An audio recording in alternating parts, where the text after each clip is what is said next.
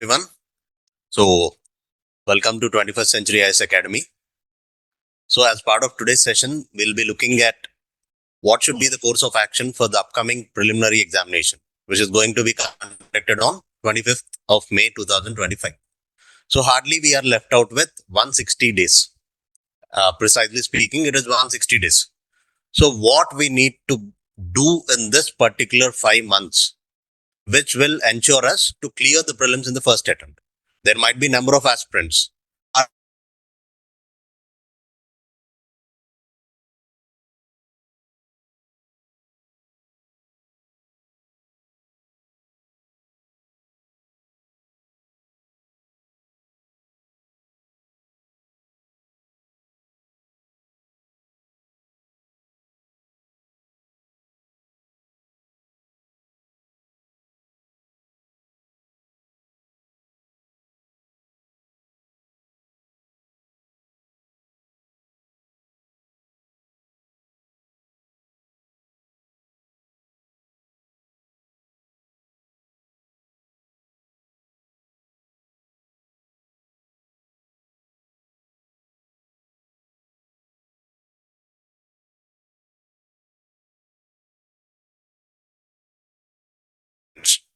who is going to take up this examination.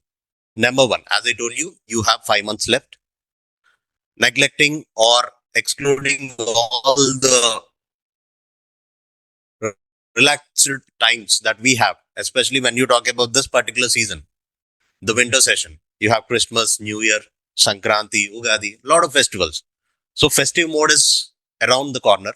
Taking that aside, you have to be persistent, you have to be consistent, and you have to maintain that spirit to continue your preparation. Why? Because if you lose out any of these important days of these 5 months at the end of April, you'll be in a very confused state. In order to bring you out of that confusion, you have to effectively utilize this particular golden opportunity or the golden time. Why? Because by the end of April, 1 month before prelims, everyone feel anxious, everyone feels stressed, everyone has a lot of burden back end to revise, what to do, what resources to follow, how many tests to attempt. So all these confusions will create a lot of hindrance in your mindset. So a balanced mindset is what is expected from an aspirant. It is ultimately how you perform in that particular D-Day depends upon the stable mindset that you accumulate. So in order to be calm, be composed and attempt the exam in a very productive manner, you have to cultivate that habit of utilizing the time effectively in this coming 4 months. So keeping that particular aspect in mind, we have come up or devised a systematic schedule where we'll be benefiting all the aspirants who are very serious and want to sail through the prelims in 2025 should at no cost compromise on this particular schedule. So it is very exhaustive. It is covering all the components. Once we go further in this particular discussion, I'll show you how we are covering up the static part, how we are integrating the current affairs part, and how your CSAT is also taken care of. All these aspects are very much important. A balanced approach, an interdisciplinary approach by balancing all the subjects which were mentioned has to be maintained. So when I talk about this particular hit 120, it does not only mean that we will be ensuring that you'll score 120 plus in your prelims. It will alternatively give you a confidence to score well in your mains general studies papers as well. 120 plus in GS mains can also be ensured. Why? Because you cannot separate the syllabus of preliminary with that of the mains. It is an integrated approach. That is what is expected of you. So if you look at the prima facie syllabus which was given by UPSC with respect to preliminary examination, it gives you only just 7 points. It is not like an exhaustive detailed syllabus. It just mentions only 7 points in your notification. If you look at it, like it talks about the current affairs related to current events of national and international importance. That's it. Whether the current affairs will be from last 1 year, 1.5 year, 2 years, what all streams of current affairs has to be noted down by the aspirant. Everything can be subsumed only in this one particular point.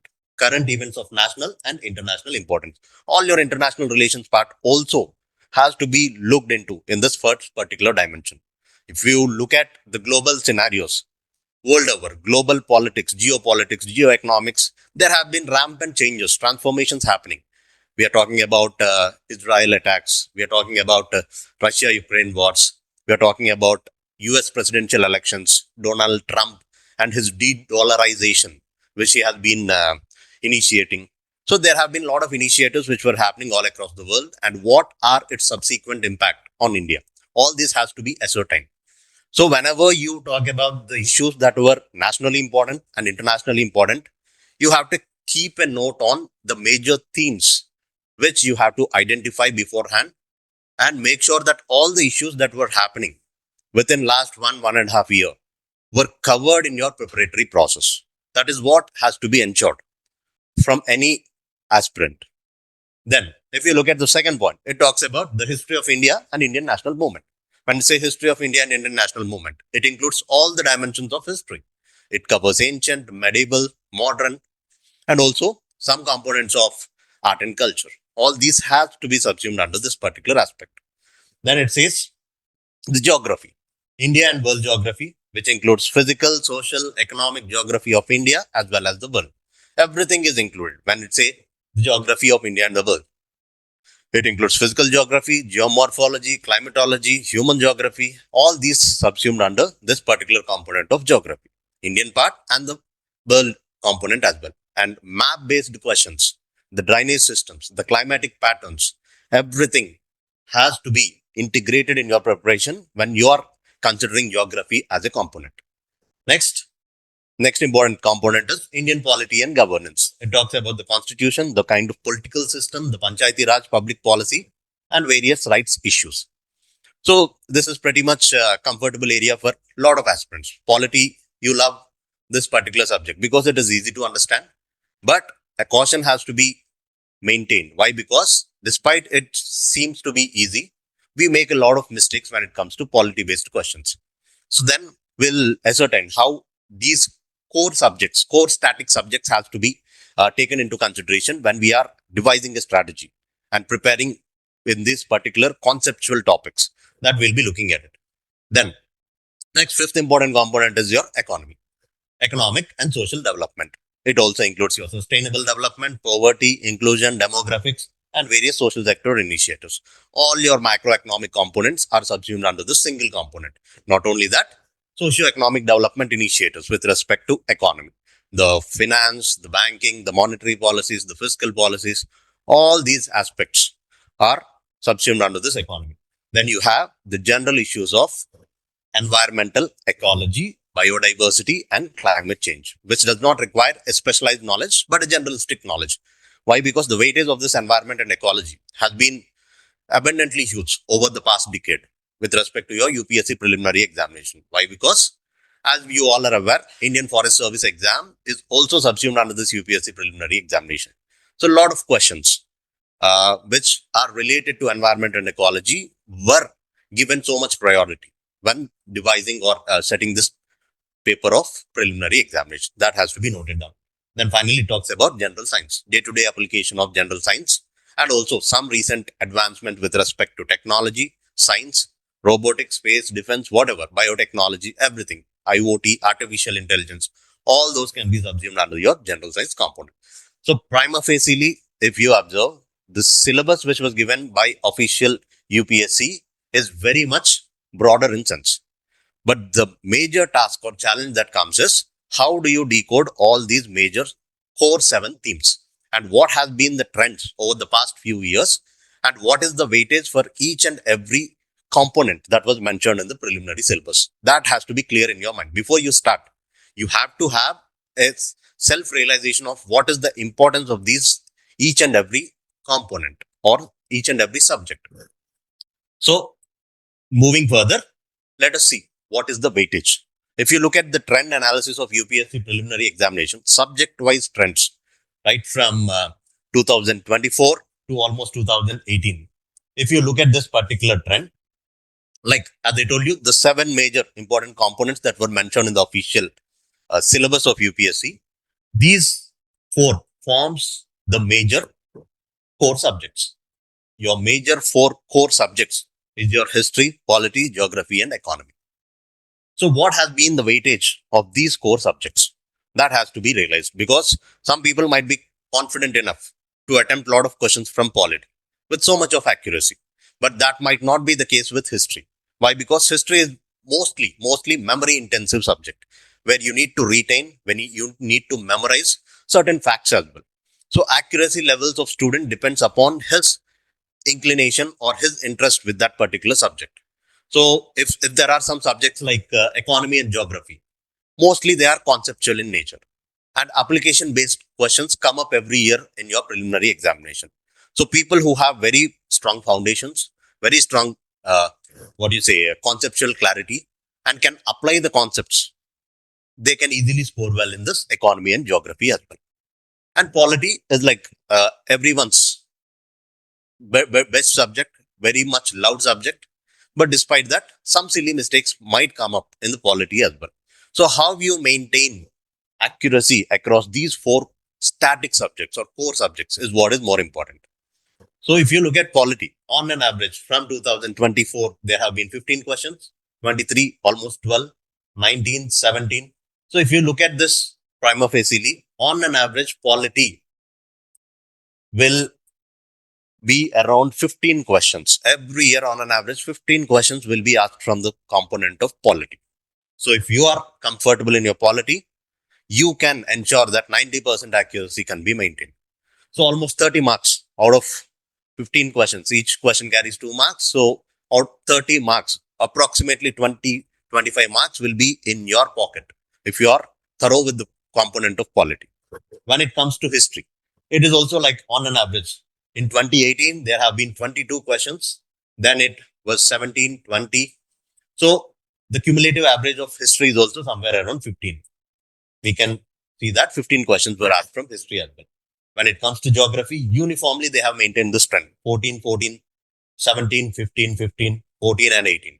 So we can assume that 15 will obviously come from economy as well. And this geography is very interesting. Why? Because from past few years, geography has little bit neglected on this component of geography. But from last couple of years, the weightage of geography has been increased in your preliminary examination. Because in 2024, almost 18 questions were asked from geography. 23 paper, if you see, 16 questions came up from geography. Earlier to that, there were 8, somewhere around 10, 14. These have been the trends. So geography as a subject matter, its weightage has also been increased in the recent times. So these 4 subjects forms your basic static core components. So what is expected of you is, apart from focusing or giving so much importance on only the static component, you have to balance between the static part, core part, as well as the current affairs part. So that is what is expected of you. And if you look at the environment, as I told you, as IFOS paper is also subsumed under a single preliminary examination paper, the weightage of environment and ecology, biodiversity and climate change has been uniformly somewhere around 15 to 20 questions will definitely come from environment and ecology. So this cannot be a neglected aspect of any aspirant. You cannot neglect environment and ecology. There have been questions on conventions, on protocols, on some conceptual on topics, or there have also been questions on some species that were been in news and all these things. Recently, there has been a COP summit as well. So what are the outcomes of the COP summit? That has to be updated by each and everyone, because current related questions, current biased questions with respect to economy or environment and ecology is what is the favorite area of UPSC as well. So you have to interlink, you have to integrate your current affairs preparation with the static preparation as well. Then if you look at science and technology, it is predominantly current oriented. All the recent current developments with respect to space and technology has to be covered by an aspirant, which is almost having a weightage of somewhere around 15 marks. Then the current affairs. When I say current affairs, it includes the rest of all the topics, apart from taking the current dynamics which were associated with all these 6 subjects. Rest of the components forms your current affairs component. For example, there is international relations. When you talk about international relations, there can be questions from regional groupings. There can be questions from international groupings. There can be a question on various international organizations, or there can be a question from various exercises which were undertaken by India and some other nation, or there can also be question from any kind of reports or indices which were published as well. You can also expect a question from India and its neighborhoods. What has been the stance of India with respect to its neighborhood as well? So there are various dimensions through which a question on international relations can also be asked. So all these forms part of your current affairs. You cannot neglect any issues, any recent happenings, remarkable issues when it comes to awards, when it comes to any movies, or when it comes to even sports. There have been instances where UPSC has focused on these themes as well. We thought it as a neglected theme, but there are questions which were asked as well. So this is the trend-wise, subject-wise analysis of the past few years. So after ascertaining the number of questions or average number of questions that is expected of any particular person, expected for you to cover in your preparatory process, to keep these in mind, you also need to be aware about what is the cutoff in all these subsequent years. Because once the cutoff is clear, your target is very much visible before your hand. Obviously, you can devise a strategy to ace that particular target. So if you look at the cutoffs for the year 2024, the official cutoff is not yet out because the process is still is happening. Almost we are in the process of entering into the interview process. So once the results are declared, we'll come to know the official cutoff of 2024. But for now, as per the trends of the paper, as per the difficulty level of the paper, as per the modes of aspirants review, we can assume that the 2024 cutoff is somewhere around approximately 90 marks, which is little bit higher compared to 2023 cutoff. So why? Because the toughness, the paper's toughness is little bit on the lower end compared to the 2023 paper. Because CSAT has also its role to play, which we'll be discussing in the later half. Then, if you look at 2023 cutoff, which is the lowest among the last decade, if you see it is somewhere around 75.41. I'm talking about the cutoffs of general category. For other subcategories, it will be a bit lower compared to this official cutoff which was released. And if you look at 22 cutoff, it was somewhere around 88. And 21, you have 87. And 20, you have 92. 2019, it is 98. And 2018, it is 98. So average of the cutoffs, if you could witness, anyone scoring above 100 marks will definitely clear this preliminary examination. So that has to be in your mind. So we are targeting 120 plus. So approximately 5-10% that way or this way, if you are comfortable in securing 100 marks in your preliminary examination, which is just 50% of the marks, you are clearing this preliminary examination without any doubt. 50% should be your target, be it your prelims, be it your mains, or be it your interview. If you are targeting 50% and if you are achieving 50%, definitely you will be in a position to ace this exam in this immediate attempt itself. So that should be your target. All right. So 100 is what we have seen. 100 is the target. If you could secure 100 marks, you're in the race. Next important component, let us know, like, we have understood the syllabus, we have understood what is the cutoffs, and we have also seen what is the trend analysis, how many questions coming from each and every particular subject. Now we need to understand what the toppers say, what is the success mantra, what is the strategy that you need to devise, and how you should follow that particular important component. There have been not only this, several mentors have spoken about this, several toppers have reiterated on this. Everyone is speaking about their own strategies. But if you look at the commonalities of each and everyone who is guiding the aspirants to clear this particular examination, there are certain inhibiting factors that are reiterated by each and everyone. What are these? Like, be it Tina Zabe, or be it Srushti Jain Deshmukh, or be it Animesh Pradhan, or Anudeep Durshetty, whoever, whichever topper you consider, they have been emphasizing only on these four components. Number one is your syllabus. When I say the syllabus, we have seen in the beginning, the UPSC preliminary syllabus is only 7 points. It is very vague. But decoding of the syllabus is what is expected of an aspirant. When I say decoding of the syllabus, under which theme questions were coming, what should be subsumed under socio-economic development, what are all the components that you need to integrate within the socio-economic development, that is what has to be decoded by an aspirant.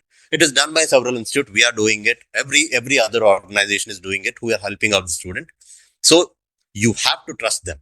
You have to trust your mentor. We are identifying, decoding the syllabus on what areas questions have been framed and what all can be subsumed under each and every component. The task has to be realized by you. You have to be aware of all those dimensions. So syllabus decoding is the first important step. Every one of us has to do that. Then you have to give so much emphasis. Number one priority that has to be given to clear your examination is you have to be thorough with the previous year questions. Everyone tells that. Everyone will tell you that. But how do you look at previous year questions? That is the next important question. So fundamental challenge is when everyone is aspiring, when everyone is telling you to refer to the previous year questions, how do you go about this revision of PYQs? There are two important ways through which PYQs can be dealt through. For example, number one, you can go through the subject-wise PYQs. You can go through the topic-wise PYQs. That is one way of going through the PYQs. Let's say, for example, there is ancient India. In ancient India, how many questions has come up from prehistoric times? How many questions have come up from Buddhism? How many questions and what are all the questions across several decades have come up from the topic of Indus Valley civilization? So you can ascertain the PYQs by choosing a subject, by choosing a subtopic, and you can go through all those questions in a glance. So that will give you a holistic perspective of covering all the themes. And second approach, which most of the aspirants miss out, is looking the PYQs in other dimension where you will be in a position to interlink that with the current affairs, which will lead us to the third important component. Third important must-do thing for preliminary examination is current affairs. You have to balance between the static and current affairs. 50% weightage has to be given to the core component, which is your core subjects like polity, history, geography, economy, and 50% weightage also needs to be given to the current affairs. So whenever you're looking at the PYQs, one way of looking at it is by identifying the themes and going through all the previous year questions which were asked across several years. That is one way of referring to PYQs. Second way of referring to PYQs is do not look at it thematic wise. Do not look at it topic wise, but look at it as a paper wise. When I say paper wise, just keep 2024 preliminary paper before you, 23 prelims paper before you, and then try to revise. Go through all the 100 questions in a nutshell. When you are going through all the 100 questions which were asked in that particular year, you will be in a position to interlink this particular PYQs with the current affairs as well. What has been the issues that were in news in that particular year? Let's say there is a question on MSP, minimum support price. Whenever you talk about MSP, everyone is aware that it comes under your GS paper 3, agriculture component. Within this agriculture, you have pre-harvest and post-harvest times. Under this post-harvest, there are certain procurement policies that the government is adopting. So, under these procurement policies, what are the government policies that were favoring the farmers? Under this, the concept of MSP can be integrated. So, a couple of years back, there has been a violent protest across India by the farmers demanding legalization of MSPs. So, that has been there. And several farmers are also, they are willing to include several crops or all the crops under the list of MSP. So if you look at MSPs for now, if you look at or classify the crops, almost we have 20 to 23 crops which were covered under the minimum support price. So why not other crops? What is the rationality of including only these particular 22 crops under the list of MSP? Will it ensure crop diversification? Is it benefiting the farmers? And is it burdening the government exchequers or not? So all these critical dimensions has to be ascertained. So if you look at the topic of current affairs, and if you could integrate that with the previous year questions, it will eventually give you a direction. Why that particular theme, why that particular question has come up in that particular year can be realized, can be identified, can be recognized only if you could interlink that with the current affairs. So interlinking of current affairs of that particular year with the previous year questions will help you identify a pattern, identify a logic, or identify the pulse of questions that were asked in any particular year. That has to be done. So major important component, the must do things, what everyone says is the syllabus, then going through the PYQs and integrating that with current affairs. This is half task done. Whatever knowledge that you are accumulating, if you keep on reading without practicing, it is of no use at all. Ultimately, end of the day, on the D-day of preliminary examination, what you need to do, you have to attempt the question correctly. In order to attempt that particular question correctly, you require a rigorous practice. For that, there is importance accorded to this mock tests as well. You have to practice as many questions as possible, as many tests as possible. So importance of mock tests has also been emphasized by several toppers and several mentors as well. So how do you practice these mock tests? You need to have a plan. You need to have a target. You need to complete the syllabus on that particular day and refer to the previous year questions, cover all the current affairs associated with that particular topic, and then attempt the test. After attempting the test, you need to make sure that you are analyzing the questions. If you are attempting a test, it is not the marks that will give, and you should not be judgmental with the number of marks that you are acquiring also. How many marks you're scoring is none of our business. The only task that you need to do is analyze. Analyze the wrong answers, analyze the right answers, analyze the wrong statements, and analyze the concepts, analyze the current happenings. That will help you eventually on the final day. So as much practice as possible is what is expected of an aspirant. In order to clear prelims, you have to practice. You have to give a lot of mock tests. So daily rigorous practice will eventually make you a mastery of clearing this particular examination. If you do this once, be it a first time, a beginner, or if you are giving your attempt for the first time, or be it a veteran who have given twice or thrice this particular exam, everyone has to do this particular task of giving the mocks. It is unavoidable. It is inevitable on each and every one who is giving next year's attempt or any year's attempt. If you do this for 1 year, obviously from then on, how many attempts you give, comfortably you will be in a position to clear your preliminary examination. This has to be done at least for one attempt. If this rigorous exercise is done, obviously from subsequent years, if not now, next year, consecutively you can be in a position to clear your preliminary examination. That's the point. So that is the beauty of this process of examination. If you have done all these 4 things, there is nothing which will stop you from clearing the examination. So this has to be kept in your mind. All right. Now, so as I told you, as a classic example of MSP.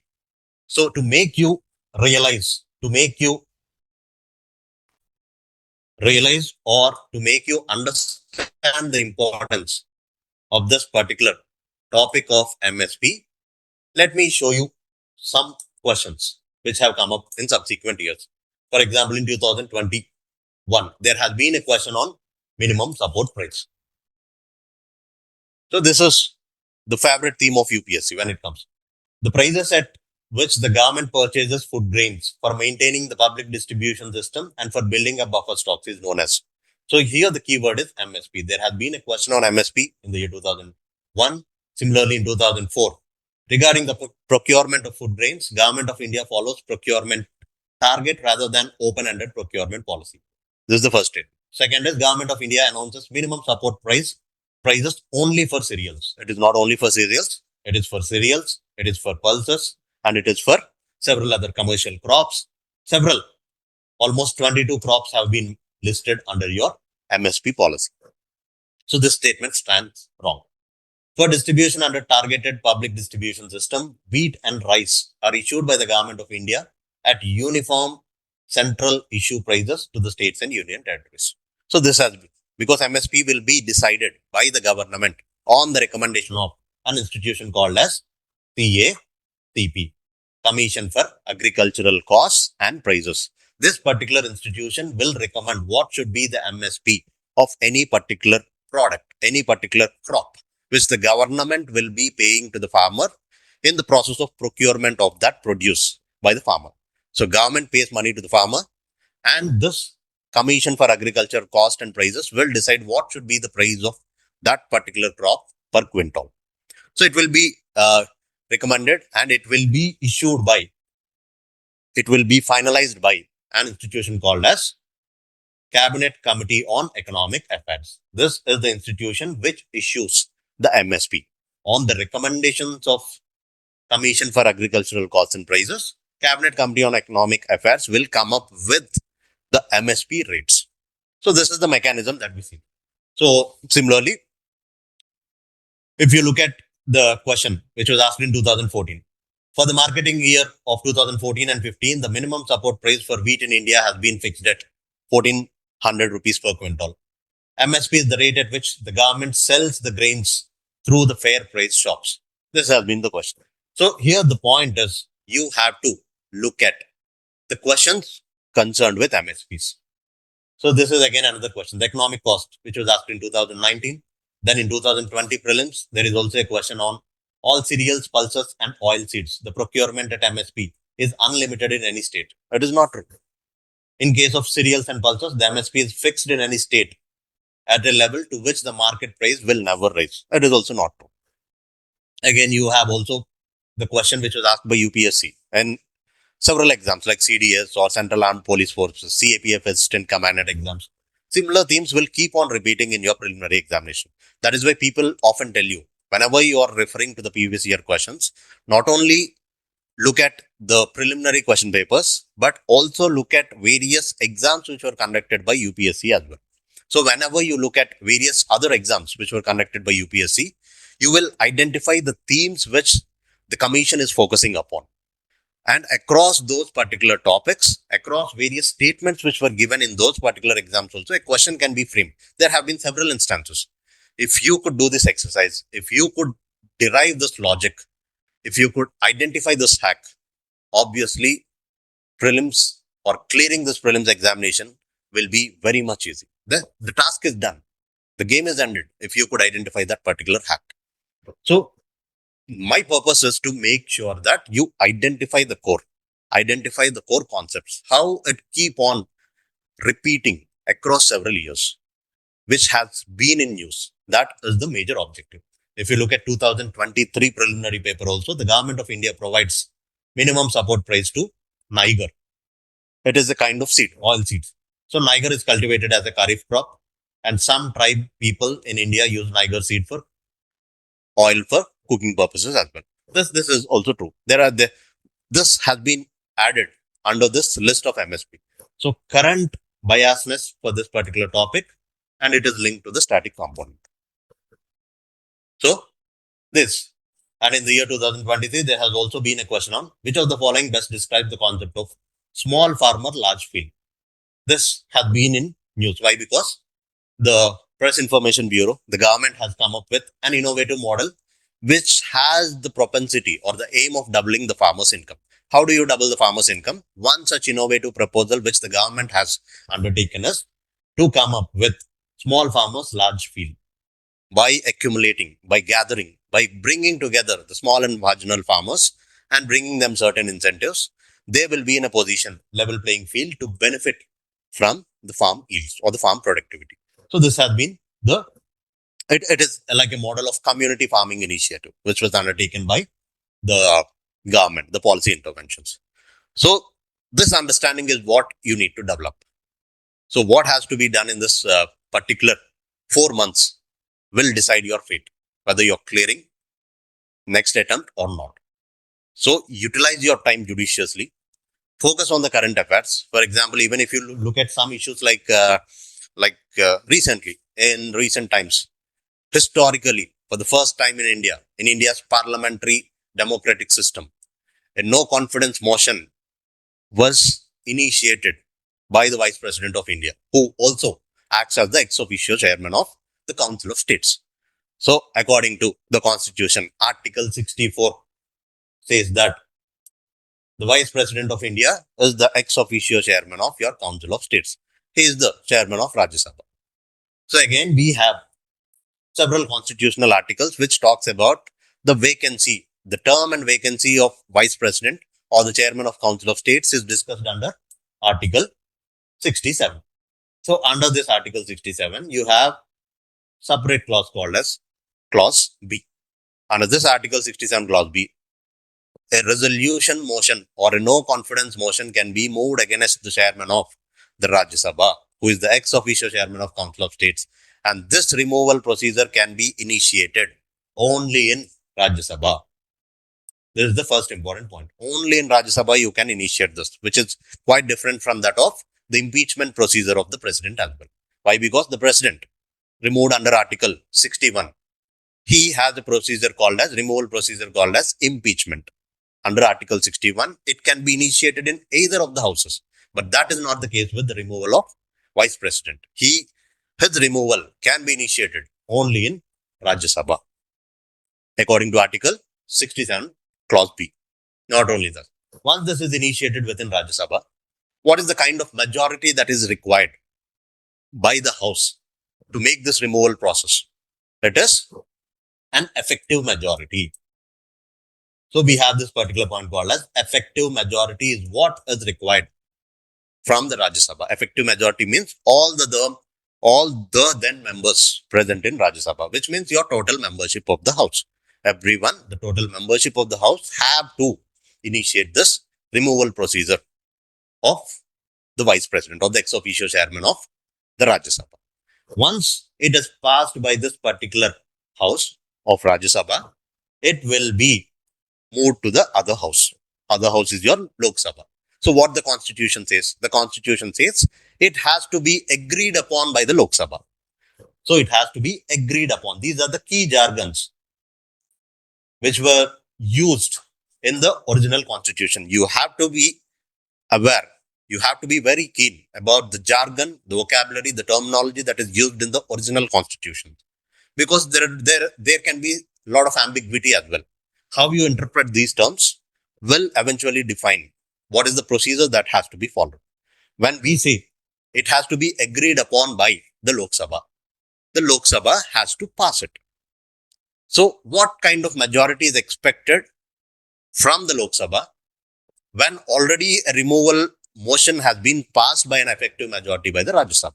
It is clarified by Dr. B.R. Ambedkar in the Constituent Assembly debates. When the clause agreed upon, it has to be agreed upon by the other house, which is your Lok Sabha. When that has come up for discussions and debate, Ambedkar has said that it has to be agreed upon by a simple majority. Simple majority in the sense as that of a normal bill. Whatever the procedure that we follow, number of people present and voting, with that majority, if it is agreed upon by the Lok Sabha, then it is deemed that the removal of the ex officio chairman of Rajya Sabha is passed. He is removed from his office. So when these two happens, this is the removal procedure that is mentioned under Article 67. All right. So it is one ground for vacancy of the seat of Vice President of India, or for that matter, the ex officio chairman of the Rajya Sabha or the Council of States as well. But in order to initiate this process, in order to make sure that this process is moved further, a 14-day prior notice is what is a constitutional obligation. A 14-day advance notice has to be given to this Vice President beforehand. Before removal, 14-day advance notice has to be given to him. He has to be informed that. So these are some constitutional procedures that were inherently mentioned within the Constitution of India. So this has been in news. The Jagdeep Thandekar has been accused of this removal procedure. The opposition parties, majorly the Indian bloc, they were initiating these charges. Whether that will be fruitful or not, there are very less chances. Why? Because the sessions were going to end up in December 20th. So there is no time for this 14 days period also. After that, it has to be passed. What happens in the subsequent session, we have to wait and watch. But this is just a political move to make sure that the opposition party were against to his actions where there is where they felt that there is partition approach, biased approach by the vice president or ex officio chairman of the Rajya Sabha in the conduct of the house. So this has been in news. So you can expect a question on these lines. So current affairs will obviously make sure or will lead you to focus on certain areas which are important for from your core subjects, static subjects. So static subjects important key themes ఎలా identify చేయాలంటే current affairs లో మనకి ఏవైతే topics news లో ఉంటున్నాయో దాన్ని correct గా identify చేసి దాని స్టాటిక్ ని మనం రివైజ్ చేసుకునే పొజిషన్ లో ఉండాలి. So these are some examples to make sure that you are aware about all these particular aspects. Alright, so finally before moving, this is the practice question paper. Like today we have shared with all of you. I think after this session, please do try to attempt all the questions. Analyze the question paper after writing your examination. How many questions you are attempting correctly? What is the accuracy levels that you have with respect to each and every subject?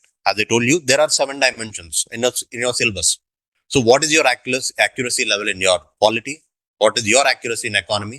It will be varying from person to person, depending upon your comfortability, depending upon your knowledge base.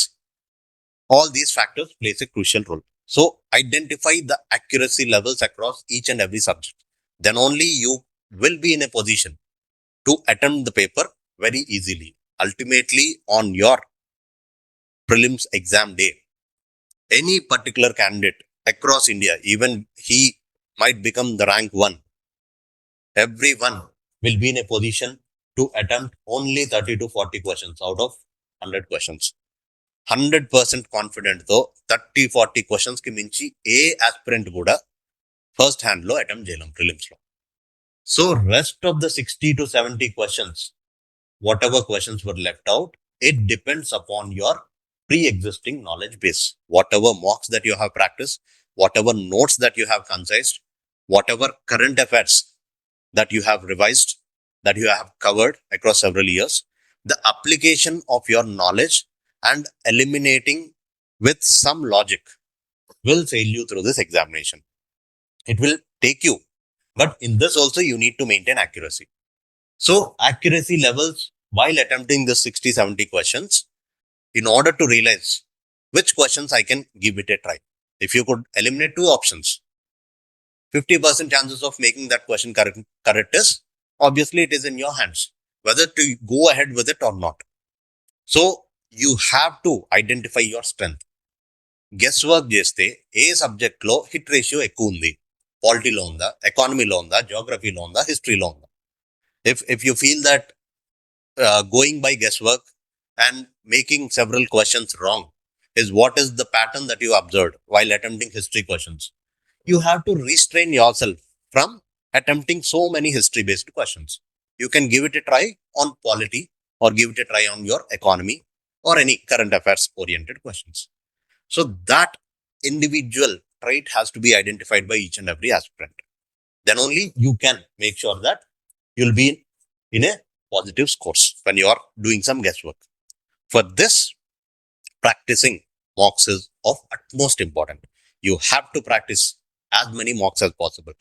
Daily rigorously practicing will eventually take you to surpass that 120 plus mark, which is a comfortable margin. So in order to make sure this, we have come up with a program called as Hit 120. High impact themes will be identified. We will be doing all the research. R&D work will be done by us. We'll be identifying the themes, like as I have shown you, the questions which have come up from MSP, across several years, across several exams which were conducted by UPSC. We will be doing all that particular research and development work, identifying the current themes, identifying the core important areas that could be the potential areas where the UPSC might also think. So all this will be done by us. The only thing that you need to do is prepare yourself to sit with consistency for the coming 4 months. Give us your 120 days. We'll make sure that if you religiously, with discipline, regular practice chesi follow aithe, there is nothing going to stop you from scoring 120 plus marks in your preliminary examination. We have also integrated that, as I told you, daily a schedule will be given under which 50 MCQs will be given you. We'll be giving you 50 MCQs on regular basis where you need to practice all these 50 questions, under which 30 questions will be from the static component. Static part 30 questions attempt చేయాల్సి ఉంటుంది. 10 questions current affairs dimension నుంచి వస్తుంది.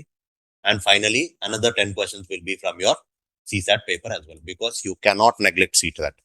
There are several aspirants. We have seen across years, several aspirants who have exhausted their limits because of lack of practice on CSAT. Last 1 month, 1.5 month, we feel that qualifying paper ఏ కదా, 33% marks ఏ కదా, last 1 month focus చేస్తే CSAT clear చేసేస్తాం కదా అనుకుంటాం. But neglecting the CSAT will be a costliest affair. You cannot neglect CSAT at any cost. You have to do it regular గా ఒక 1 hour practice చేసుకుంటా వెళ్తే దానిలో కూడా look at the syllabus, identifying the themes, the topics under which UPSC is repetitively asking questions. For example, every year you'll find a question on clocks. Every year at least one question comes from clocks, or calendar based questions ఉంటాయి, sitting arrangement based questions ఉంటాయి, profit and loss ఇలాంటి questions ఉంటాయి, arithmetic, reasoning, and another thing is logic, English comprehension కూడా through practice you have to identify, you have to make sure that you are attempting them, analyzing them at a faster pace. Whenever you're going through English comprehension, whenever you're reading through that, identify the statement, identify how the UPSC is devising the options, how they are framing the wrong statements. If you could get a link on that particular aspect, your accuracy levels will eventually improve. So for that, what is required is go through the PYQs, attempt as many number of mocks as possible, which will lead you to comfortably clear CSAT or the GS paper as well. So for that, we have come up with this particular program called as HIT, where daily targets will be given you beforehand. For example, if you look at this day 1, in day 1, we are covering up or giving you a target of ancient India. Under this ancient Indian history, what needs to be covered? Prehistoric period, Indus Valley civilization, Rigvedic, ancient religions during the 6th century BCE, and the first state, the territorial state or the first state of Magadha. You have to cover these 5 topics. At the end of the day, you have to attempt 50 MCQs on this particular ancient Indian history on these 5 subcomponents. 30 questions comes from history, then 10 questions comes from current affairs. So we are giving you the current affairs source as well. Which source? First week of January 2024. January first week lo, PIB lo, newspapers lo, almost all government official websites lo, what are the initiatives that were taken? All these current affairs were compiled. They were there in our website. They were available in our Telegram channels as well. CARE documents, current affairs reverse engineering documents lo, we have brought in the compilation of all the authentic information which were important in that particular week of January as well. You can refer that particular document. Even if you want to refer any other thing also, you can refer them.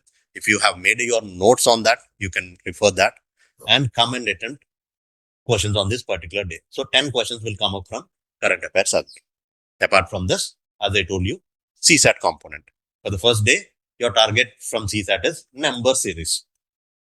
So practice few models and number series and do write the test. 10 questions from CSAT. So cumulatively 50 questions, 30 from static, ancient history, 10 from current, 10 from CSAT. End of the day, you'll be writing this exam and eventually analyze how many questions were correct and how many went wrong. What is your thought process in making that particular or attempting that particular question wrong? Analyze that and try to make a notes. End of the day, ultimately 1 or 2 weeks before your preliminary examination, there has to be a material which is very much handy for you to revise. So make sure that whatever mistakes that you are committing on a regular basis, those mistakes were noted down in a separate book or a separate document. Document that, carry that, and revise them before going to the examination. Obviously correct గా చేసే questions ని మళ్ళీ notes లో రాసుకోవాల్సిన అవసరం రాదు. ఏవైతే క్వశ్చన్లు తప్పు చేస్తున్నామో maintain separate notes, separate sheets for polity, history, geography, current affairs, whatever components were there, maintain separate sheets. Whatever mistakes that you are committing while attempting any question across all these 120 days, note them in that particular book or document and revise them before the examination. Multiple revisions. If you could revise all these before 1 week before your preliminary examination, it will give you completeness. Complete subject మొత్తం cover చేసే feeling వస్తుంది. ఒక 1 week before exam లో polity మొత్తం చదవాలంటే లక్ష్మీకాంత్ పెట్టుకొని complete cover to cover చదవగలమా? It is highly impossible. If you look at the bulkiness of some books, it even increases our anxiety levels. So balanced అంటే common sense ని కూడా loose అయిపోయి exam రాసే స్టేజ్కి వెళ్ళిపోతాం. If you should be in a conscious stage, if your common sense has to also play in your favor, maintain that calm and composed mindset. The balanced mindset will come up only if you follow a disciplined routine for the coming 4 and 5 months. So for this, stick to the target. You need to have a plan. Plan చాలా మందికి మనకు ఉండవు కాబట్టి we have to follow some systematic plan where there is a lot of research done and which will eventually benefit us after completion of this plan. Try this out. Day-wise targets shouldn't be. Ultimately, when it comes to weekend, every week you will have a full-length test. Every day you'll be writing a 50 MCQ test. Once that particular component is over, one day there will be a revision day for you, and ultimately the 7th day you will be writing a full-length test of 100 MCQs. So this full-length test will be conducted. Apart from this, now there is still ample amount of time to focus on your mains as well. Whenever you are integrating and studying the subjects, covering the subjects, you will be doing it in a holistic manner.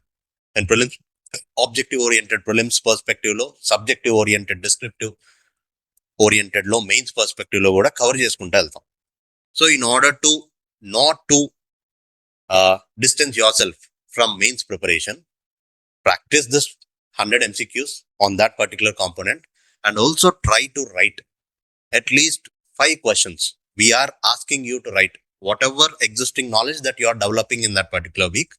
From that knowledge, you will be in a position to attempt at least 5 questions, mains questions every week.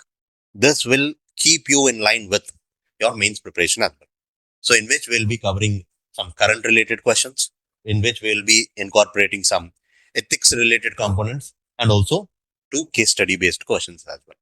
Ethics, it has to be internalized. It has to be a process that will evolve over a period of time. It cannot be completely attained after you clear your prelims.